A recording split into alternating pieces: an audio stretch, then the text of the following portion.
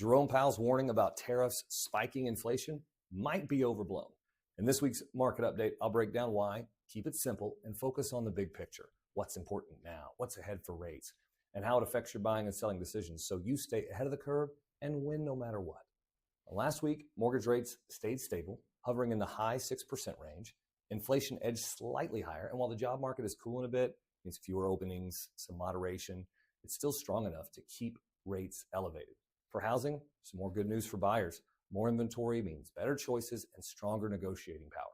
Prices aren't soaring anymore. It's offering some breathing room and leverage if you're buying.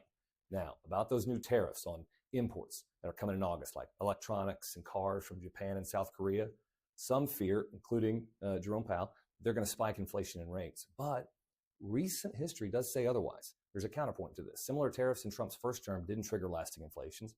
Companies adjusted, they adapted, shifted suppliers, and absorbed extra cost. Current trends confirm inflation is cooling overall, thanks to smarter supply chain and some falling energy costs. Bottom line, some short-term bumps are possible, but history suggests no economic derailment or soaring interest rate. That said, if you are building or buying new construction, watch for temporary materials cost increases. That's something to look out for. Now, looking ahead, this week's report on manufacturing and existing home sales may offer fresh economic signals. The Fed meets at the end of the month, and although there is a lot of pressure to lower the Fed funds rate, no immediate rate shakeups are expected yet, just potential clues for later. Now, I still think they're going to have to lower them 1/4 to 1/2% in one of the next two meetings. But until then, expect rates to remain steady in this range, barring surprising jobs or inflation data. In DFW specifically, housing inventory is at a 20-year high. That creates huge buyer leverage. Sellers, before just slashing prices and doing price cuts, consider the seller buy down we've talked about a lot. It makes your home stand out. Buyers get more affordable payments now, and often you keep more cash in your pocket. Buyers, don't skip the non-move-in ready homes.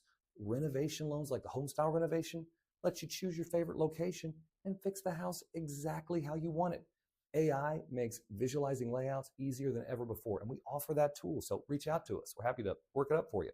Overall, if you're buying now, don't lose hope if you're ready to act.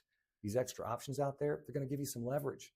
Now, that's the big picture. Market's in a wait-and-see mode, but smart moves now can pay off. Wherever you're at in the process, my team and I are here to help. Let's connect. We can talk through it together. Stay ready. Stay informed. Smart moves now can set you up for big wins later. As always, be the Buffalo. I'm your friend in home finance, Andy Tuttle. Thanks for watching, and I'll see you next time.